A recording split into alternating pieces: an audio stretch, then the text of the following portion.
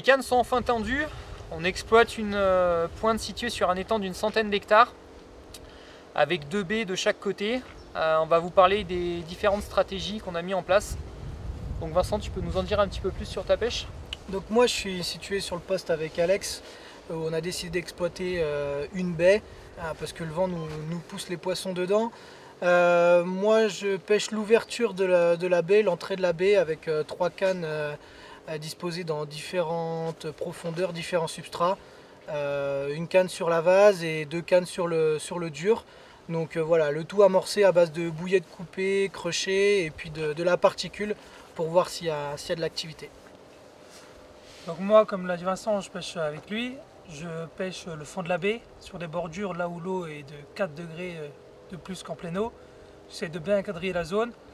Je pêche avec surtout de la particule, beaucoup de farine pour vraiment faire de gros nuages, essayer de faire bouger un peu les poissons. Pour ma part, je pêche la baie qui est à droite du poste. J'ai une grande baie où j'ai trouvé pas mal de hotspots, donc dans les branches ou des jolis petits trous. Donc je pêche pas mal aussi avec de la particule, beaucoup, un petit peu de bouillettes coupées.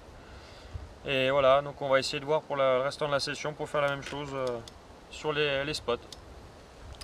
Pour ma part, je pêche plutôt en pleine eau. J'ai un premier spot avec 2 cannes situées à environ 120 mètres.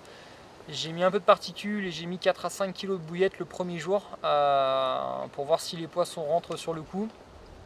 Et j'ai une autre canne qui est située beaucoup plus loin, qui est environ à 150-200 mètres près du lit de la rivière, avec une petite pop-up.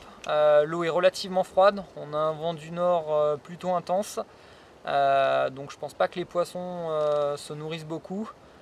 Donc on a différentes stratégies et cette canne excentrée avec une petite pop-up sans amorçage nous permettra peut-être de jouer sur la curiosité du poisson plutôt que sur une phase d'alimentation, on va dire.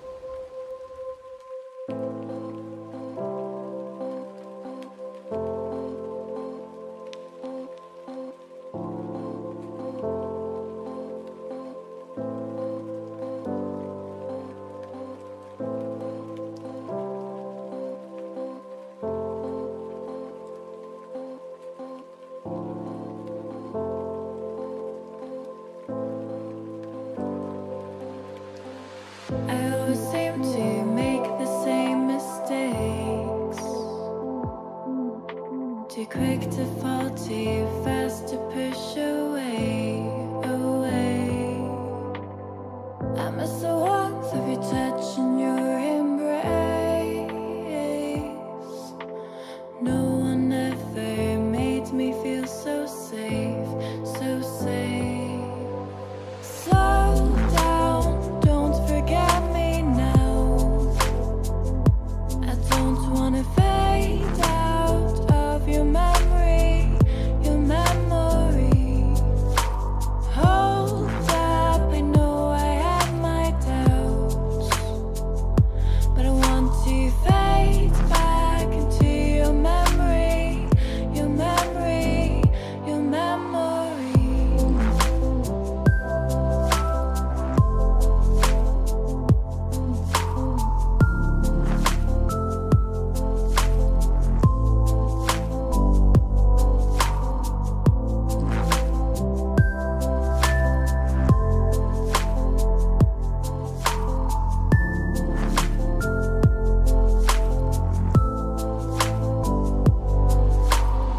I always seem to take the wrong turn,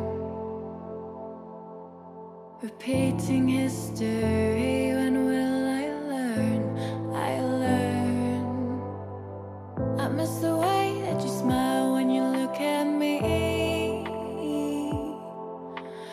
No one ever made me feel so free, so free. Superbe poisson, pris à environ 200 mètres, sur une petite pop-up pineapple. La pêche est ultra compliquée, avec un vent du nord très intense. Donc je suis ravi de vous présenter ce magnifique poisson. Hold up, I know I had my doubts, but I want to fade back into your memory, your memory. est en place depuis samedi, la pêche est très compliquée, on a un vent du nord très froid. On était obligé d'aller chercher les poissons un peu plus loin que prévu, sur une petite poche de vase environ 200 mètres. Du coup on a légèrement augmenté la taille des bas de ligne, on a relevé d'une dizaine de centimètres, parce qu'on s'est aperçu que sur le fond rien ne prenait, l'eau a perdu 2 degrés depuis samedi. Donc je suis super content de capturer ce magnifique poisson.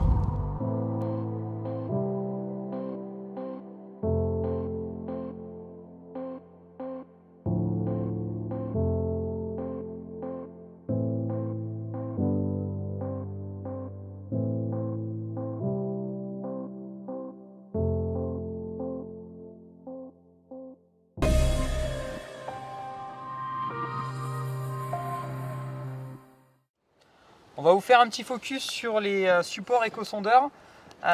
Donc on a toujours la version carré classique pour adapter les éco-sondeurs de petite taille. Mais la nouveauté de cette année, c'est qu'on a également un support de forme rectangulaire qui permet d'adapter des gros échos. Ici on a un modèle 9 pouces. Également au niveau de la sonde, beaucoup de personnes me parlent de problèmes de sonde par rapport à la taille des nouvelles sondes qui sont relativement importantes. Notre support il est vraiment adaptable à tout type de sonde, il suffit d'être légèrement bricoleur. Comme on le voit ici, vous avez une vis en dessous, il suffit de dévisser la vis et souvent de tourner le support d'origine de la sonde dans l'autre sens et de revisser en dessous, et ça vous permet de fixer votre sonde sur le support éco. Donc toujours dans les nouveautés, je vais vous parler de la perche pour les caméras embarquées. Donc la base, on vous avait déjà présenté, c'est la même que pour les supports d'éco-sondeurs qui se fixent sur les tableaux arrière. Donc là, vous venez clipser une perche télescopique pour vos caméras embarquées. Pour ceux qui veulent faire de la vidéo en solo, avoir des nouveaux angles pour agrémenter vos vidéos, ça change un petit peu. Donc la grosse nouveauté de cette année, c'est également la gamme Raymarine qui a évolué. Là on retrouve un modèle en 9 pouces de la gamme Element. Donc l'avantage de la gamme Element, c'est qu'elle a à la fois la vue 2D, la vue down et la vue side qu'on retrouve sur beaucoup d'éco-sondeurs. Mais surtout la nouveauté de cette année, c'est qu'elle intègre la 3D qui permet d'avoir une réelle vision des fonds qui est très pratique, surtout dans des eaux supérieures à 3 mètres. C'est vrai qu'en faible profondeur, vous allez me dire, il n'y a pas d'intérêt particulier. Par contre, dès qu'on dépasse ces 3 mètres, on a vraiment une réelle vision de ce qui se passe en dessous du bateau. Et pour finir ce petit focus, vous voyez qu'on porte des gilets de sauvetage. Donc peu importe les conditions, surtout quand vous portez des waders, quand vous êtes à bord de vos embarcations, pensez-y, c'est très important, c'est très léger, c'est design. Vous trouverez ça sur le site au tarif de 70 €. Et la particularité de ces gilets, c'est qu'ils se déclenchent à la fois manuellement et automatiquement si vous tombez à l'eau. Donc c'est important, pensez-y. Donc là on est en milieu de session, ça fait 72 heures qu'on pêche avec Alex. Là on pensait que la baie allait être bonne parce que c'était très ensoleillé.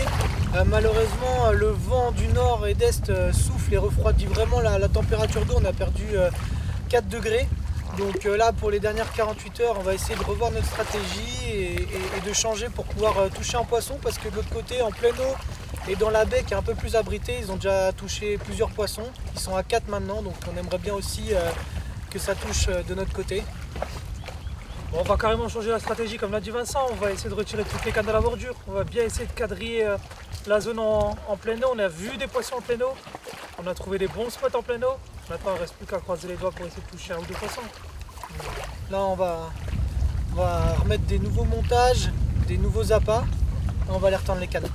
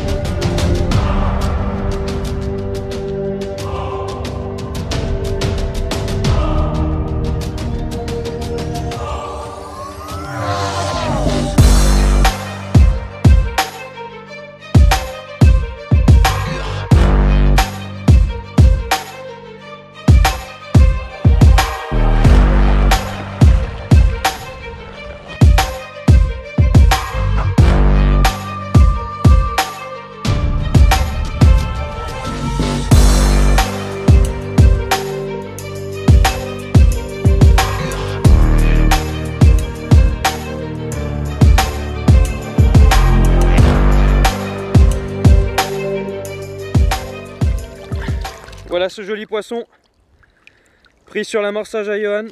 Johan me laisse un départ. On se laisse les départs 1 sur 2. Il a rien lâché toute la semaine. Le coup a pas donné de la semaine. Il a amorcé. Et voilà, ce joli poisson pris le dernier jour de la session.